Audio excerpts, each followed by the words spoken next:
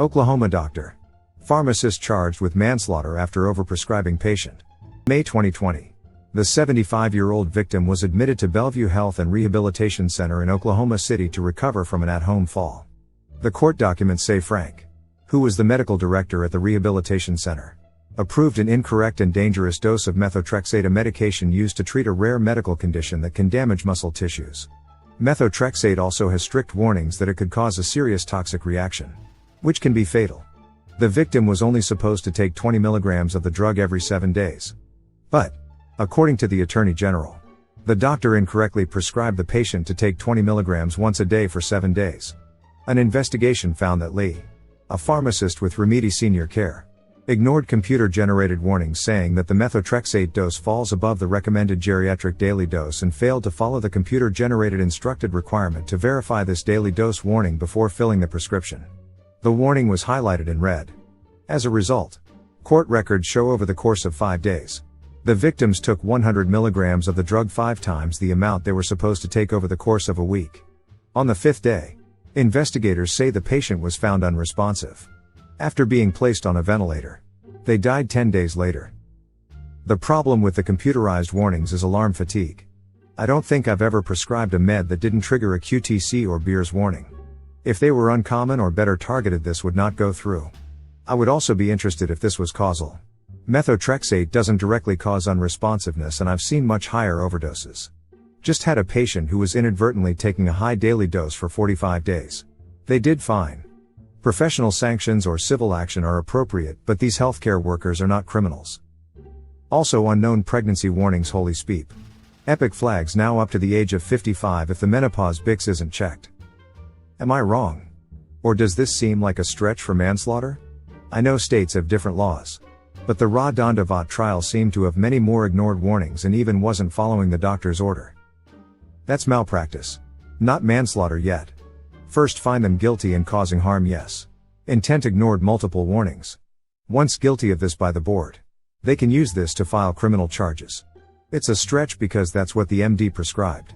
Look at neck and how long and what little criminal charges they were guilty of. I can see a fine and censure. But this isn't criminal. Just a tragic error. An RX once where the doctor did 5 milligrams MTX daily instead of weekly. 240. 11 refills. I called the doctor and got their MA, who read it back to me and said, "That's what he wrote, that's what he wanted. Fill it." I asked to speak with the doctor and she said, "Sweetheart, he's the doctor and you're not.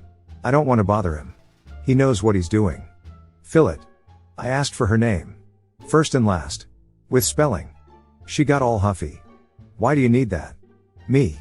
"So when I fill this and the patient takes it and dies, their estate knows exactly who to name in the wrongful death lawsuit." She got the doctor, who was horrified and had me fix it. I wouldn't actually have filled it, of course, but I needed to get my point across and was irritated at the condescension. Also, it's always terrifying to consider criminal charges for a med error. The 2006 chemo case was another such, and it's always made me wary of hospital having to verify and you didn't make is standard practice. I know.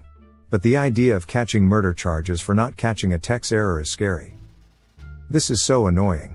I've had this too, where I call to clarify a dose I know is wrong or to get more info why such an unusual dose might be needed, and the MA reads the RX to me like I don't have it in front of me already. I know how to read it, turns out. I'm just saving the patient's life and the provider's license, so get out of my way. That's a terrible precedent to make an impossible standard for medical professionals. Who is perfect? How many individuals did these two save from their work? Why judge them for a mistake? Unless it was incredibly reckless. And not consider all the times their intervention saved a patient? Why even get into the profession if you can miss one dure, no other alert, and go to jail? Seriously. And were changes made to their system to prevent this in the future? MTX is pretty standard for weekly. I know everyone in retail has alert fatigue, but something like that should give you a brief pop-up. It's not common enough that you'll get used to overriding it, and it's a pretty easy mistake that could be avoided by it. I feel like this would set a horrible precedent where medication errors move from board repercussions and medical malpractice to criminal liability. Already been set by the Emily Jerry case many years ago, 2006. Manslaughter charges for an 4 med error that was almost bound to happen given the working environment at the time.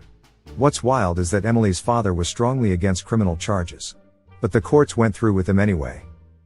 That case is why I wiped Ohio off the list of places where I would ever practice. 100% no. Even if it were a dream job at the Cleveland Clinic. Ohio has a notoriously retaliatory BOP. We were told that they exist to protect the public and elected public officials, not pharmacists. Thank you for watching. If you enjoyed the video, hit like. If you would like to see more, feel free to subscribe.